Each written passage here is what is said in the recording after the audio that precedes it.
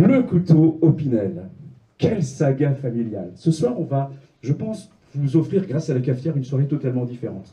Vous allez voir, on va parler de différents sujets, peut-être des sujets auxquels vous ne vous attendiez pas, à savoir aussi que ici, dans la salle, vous êtes entrepreneur et que la notion de l'entrepreneuriat est essentielle. Et vous accueillez ce soir pour cette seconde pépite à la cafetière, monsieur, j'allais dire Jackie Opinel, mais non, c'est notre pote, Jackie.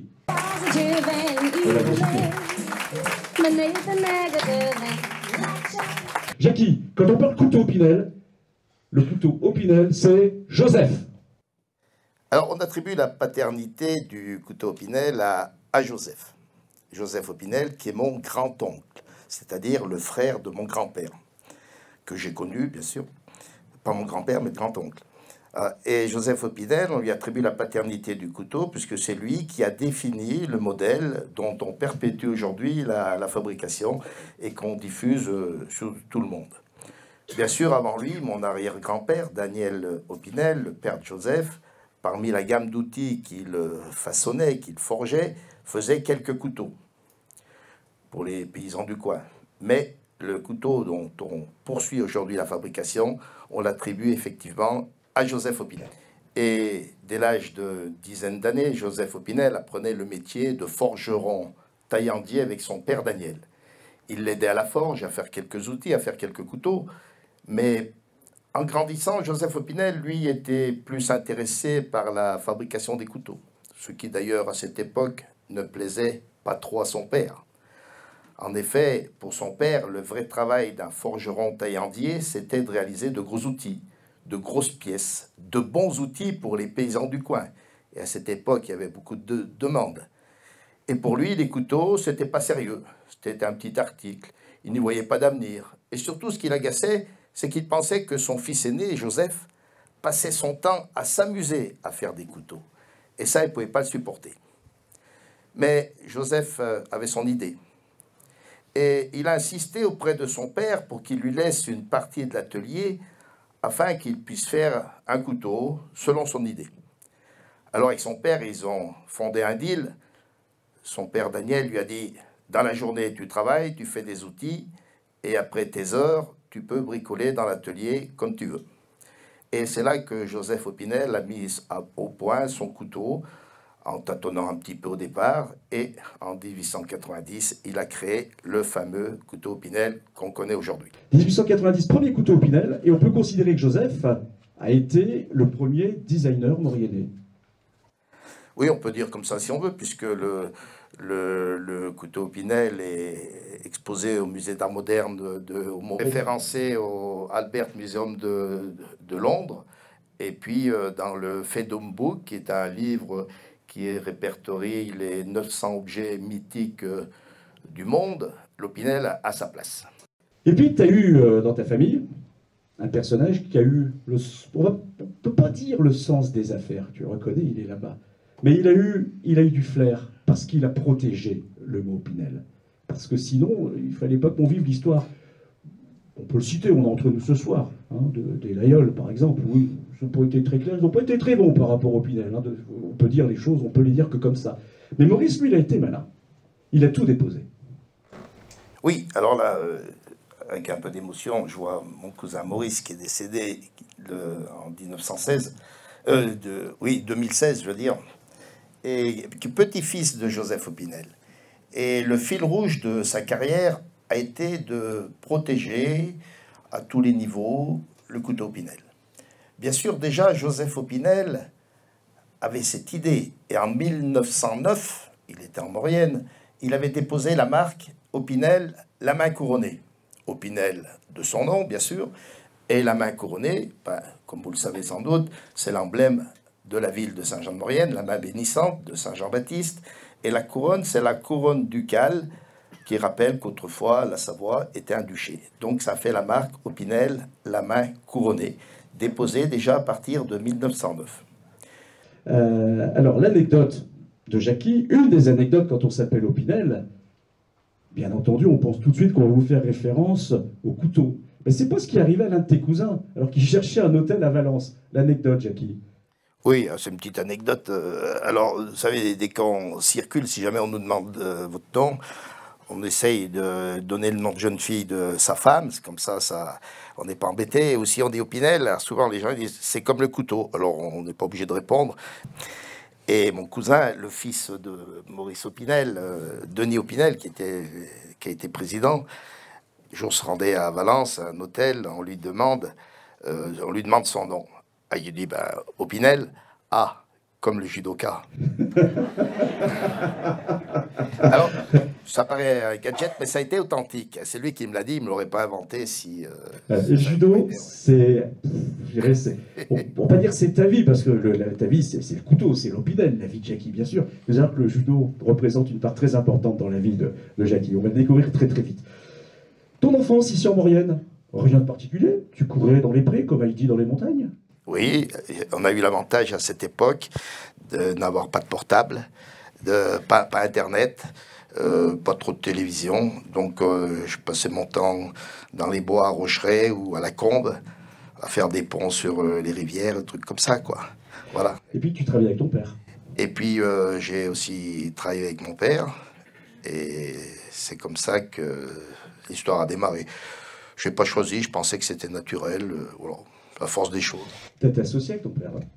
Oui, oui, c'était compliqué. J'ai acheté la part de mon oncle, après j'étais associé avec mon père, et puis après j'étais tout seul, et puis voilà, quoi. Alors, une question. On va poser la question à la salle, parce que tout le monde ne le sait pas. Selon vous, je m'adresse également à ceux qui ce soir nous regardent de loin, selon vous, est-ce que Jackie a fabriqué des couteaux? Parce que c'est vrai, on voit Jackie dans son musée, la fabrication des couteaux paraît lointaine, elle est à Chambéry, on aura l'occasion d'en parler. Est-ce que Jackie Opinel a fabriqué des couteaux Opinel? Tu vois? Alors? Eh bien, Jackie, oui! Oui, alors moi j'ai succédé dans l'atelier de Saint-Jean-de-Maurienne, où il y a le musée aujourd'hui. C'était l'atelier de mon grand-père, le frère de Joseph. Si Joseph avait construit son atelier sur lieu d'origine au hameau de Jevoudaz, sur la commune d'Albier-le-Vieux, mon grand-père avait aussi construit le sien à quelques centaines de mètres de celui de son frère, au lieu dit le Plan des Rois, mais qui est sur la commune de Fontcouverte. Et puis Joseph, en 1915, est allé à Cognin, et mon grand-père, en 1932, est venu à Saint-Jean-de-Maurienne, où il a construit l'atelier où se trouve le musée aujourd'hui. Et dans cet atelier, on y a fabriqué des couteaux jusqu'en 1985. Pas n'importe lequel, hein? Pas de l'aïeul, le couteau Pinel. Et puis, j'ai été le dernier fabricant de couteaux au Pinel à Saint-Jean-de-Maurienne. Mais je pensais au numéro 8, parce que c'est le numéro 8 que tu fabriquais. Oui, alors comme il y a à cette époque, c'était dans les années 70-85, il y avait une forte demande de couteaux et Chambéry n'arrivait pas à fournir. Nous, on s'était spécialisé dans un seul modèle, le plus courant, la taille courante, qui fait référence. Et pendant à peu près une quinzaine d'années, plus ou moins, je descendais 2 fois par semaine à l'usine de Chambéry à porter la production et les gens attendaient là-bas pour expédier les couteaux à partir de Chambéry.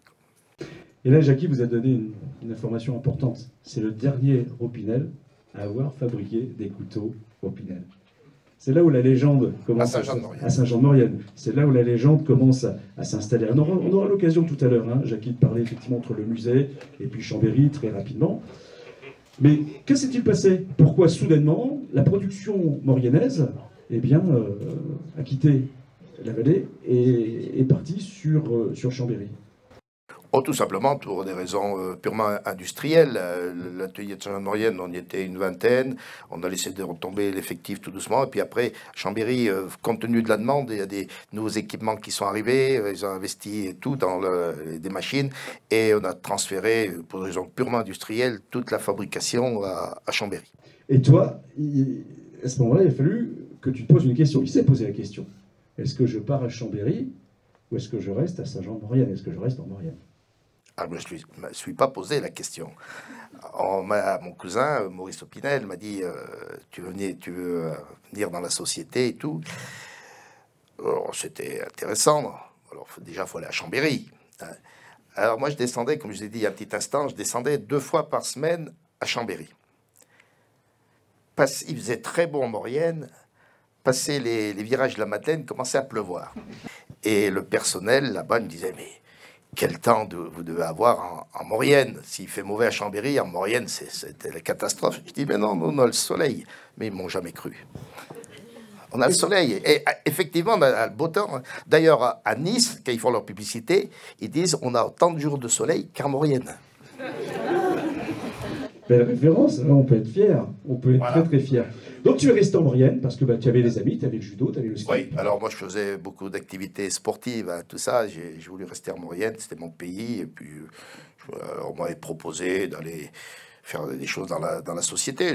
Peut-être ça aurait été pas mal, mais à l'époque j'ai voulu rester en Maurienne. Et c'est là que j'ai eu, après une année sabbatique où j'ai un peu glandé, quoi, c'est comme ça les années sabbatiques, je dis il faut peut-être faire quelque chose. Et j'ai eu l'idée de créer le musée pour la bonne raison. Je dis, Opinel, c'est tout parti à Chambéry, mais l'origine, c'est quand même Albier, la Maurienne. Et il fallait quand même laisser quelque chose, une trace dans la vallée d'origine.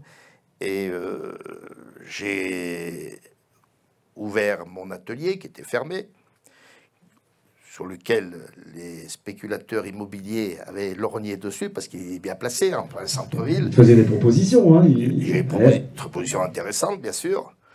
Mais moi, j'avais d'autres idées que gagner 3 sous, quoi. J'ai gardé l'Opinel sur la vallée. Alors, j'ai ouvert un petit musée, gardé la forge, qui avait gardé ses vieilles machines. Les autres machines avaient été transférées sur Chambéry, mais les vieilles machines de forge n'étaient plus opérationnelles. On les a gardées. C'est celles que vous voyez quand vous venez dans le musée. Elles sont toujours en place. Et puis, on a fait une petite extension muséographique, comme ça.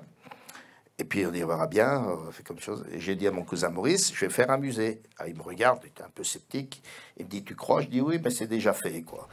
Alors, alors il a posé, je ne l'avais pas trop sollicité. Et puis, très vite, j'ai ouvert le 10 juillet 89, à vous imaginer, à l'époque, ouvrir un musée en 89. Donc là où est le musée actuellement, hein, c'était voilà, sur ce terrain-là. Hein. Et 10 juillet 89, c'était un lundi, je regardais les touristes qui arrivaient, les premiers touristes, il n'y en a pas beaucoup. Et puis, pour faire venir du monde, je faisais des tracts à la main et j'allais les poser sur les pare-brises des voitures, le parking du Forum, la cathédrale, etc. Oui, Katia, tu n'étais pas encore là. Voilà, c'est comme ça que ça a démarré. Après, on a fait faire par un imprimeur, mais au début, c'était au Stabilo. Et juillet-août, 2 mois, on a eu 3500 visiteurs. C'était parti. Et tu avais lancé un petit étal avec des couteaux à l'extérieur. Voilà, j'ai mis un petit banc, des couteaux comme ça. Voilà. Mais ça, je l'avais fait un petit peu avant. Et puis les gens disent, on veut bien acheter des couteaux, mais on veut voir comment on les fabrique. Alors je dis, ben ça y est, je vais vous faire quelque chose. Et puis c'est parti comme ça l'idée. Puis après, ça s'est développé petit à petit. Très vite, on est monté à 30 000 visiteurs par an. Ça s'est maintenu 30, 35 suivant les années. Jusqu'à l'arrivée de Maxime en 2011 au sein de l'entreprise. Maxime l'a dit, je ne ferai jamais le boulot de papa. Et pourtant, quelques années plus tard, quelle belle œuvre de transmission d'entreprise. Ça s'est fait. Ça s'est fait alors que sa vie, elle était tracée autrement. Ses rêves étaient sur d'autres axes. Et pourtant, quelques années plus tard, changement de génération, changement d'époque, changement de méthode, mais jamais changement d'esprit de famille. Il rejoint son papa ce soir, vous l'applaudissez, il va lui aussi se livrer à cet exercice. Maxime Opinel.